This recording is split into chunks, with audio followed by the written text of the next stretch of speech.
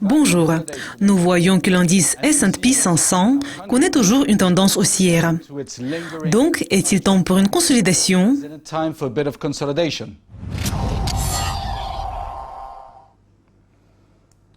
Nous allons commencer par l'indice S&P 500. Sur le graphique hebdomadaire présentant les perspectives pour les prochains trimestres, nous voyons qu'après la consolidation qui a commencé au deuxième trimestre de 2015 et s'est terminée au premier trimestre de cette année, le S&P 500 a connu une forte hausse. Nous pensons que ce bond devrait être suivi par un nouveau renforcement et une tendance haussière pourrait se poursuivre encore quelques trimestres. Nous voyons que l'indice de risque est au milieu de la fourchette et continue à augmenter. Et ce mouvement, qui a été très fort, a créé un certain stress sur les enveloppes. Donc, nous pensons que nous pourrions voir un peu de consolidation avant un autre fort mouvement. Sur le graphique journalier présentant les perspectives pour les prochains mois, nous pouvons voir qu'il y a une tendance haussière et un certain potentiel de hausse, peut-être au-dessus de 2200 et jusqu'au niveau de 2300. Vous pouvez également voir un peu de stress sur les enveloppes ici, et notre indice de risque s'approche de la zone de surachat. Donc, nous pensons qu'au cours de ces quelques prochaines semaines, nous pourrions également voir un peu de consolidation avant une hausse. Et sur le graphique horaire, présentant les perspectives pour les prochaines semaines, nous voyons une situation pareille. Nous pouvons voir que nos objectifs impulsifs ont été atteints, et nous voyons aussi un peu de stress sur les enveloppes. Nous pourrions également voir que l'indice de risque s'approche lentement de la zone de surachat. Donc, nous allons probablement voir que le ratio risque-récompense sera négatif au cours des prochaines semaines. Pour résumer, on peut dire qu'il y a trois tendances haussières et le potentiel de la poursuite de la tendance haussière. Nous allons probablement voir une nouvelle hausse au cours des prochains mois et prochains trimestres. Mais il y a une exagération et donc nous prévoyons qu'il y aura 1 ou 2 semaines de consolidation.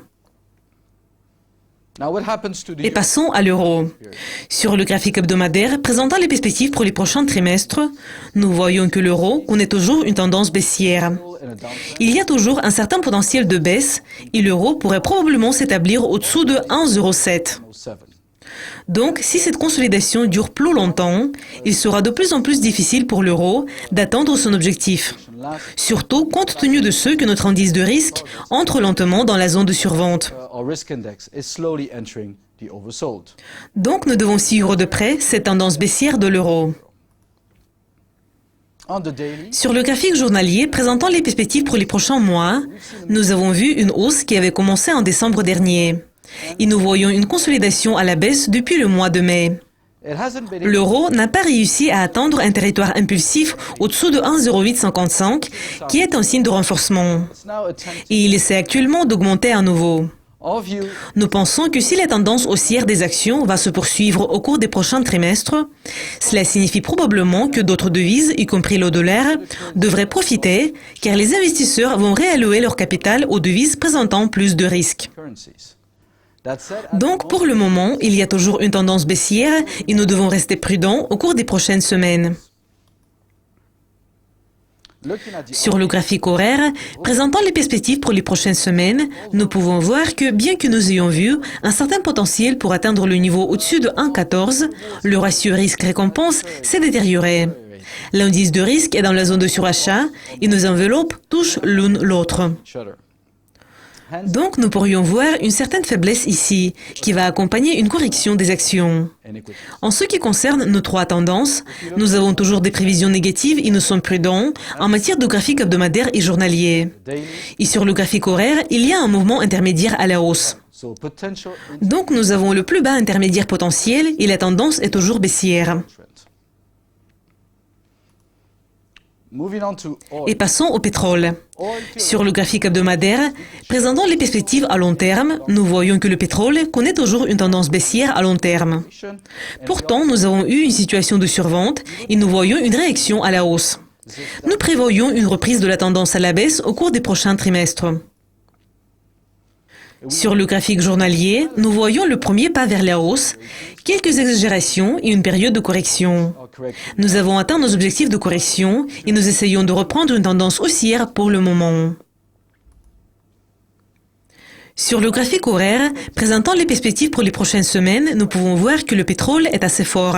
Il pourrait augmenter au-dessus du niveau de 49 et éventuellement au-dessus du niveau de 51.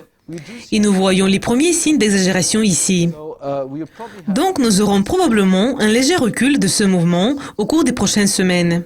Et cela va accompagner la consolidation des actions. Donc, comme il y a deux tendances baissières qui peuvent devenir haussières, nous prévoyons que la situation est prometteuse.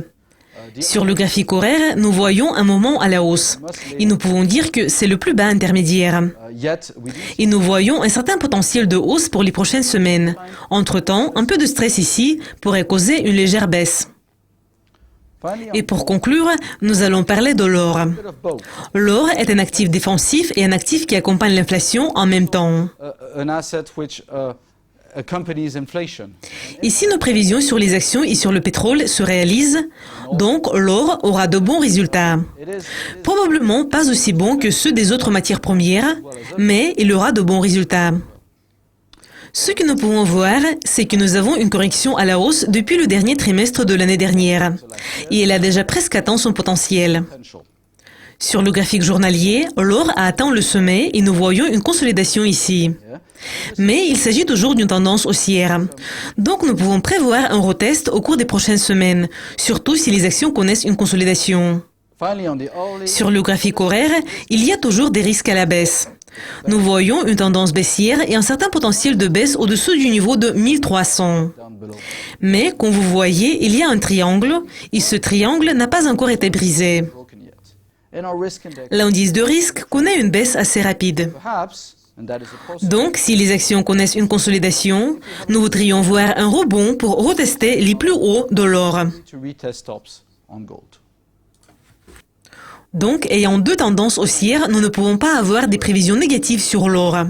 Et pour le moment, nous sommes toujours prudents et nous prévoyons que l'or pourrait s'établir éventuellement près du niveau de 1330. Merci beaucoup. Au revoir.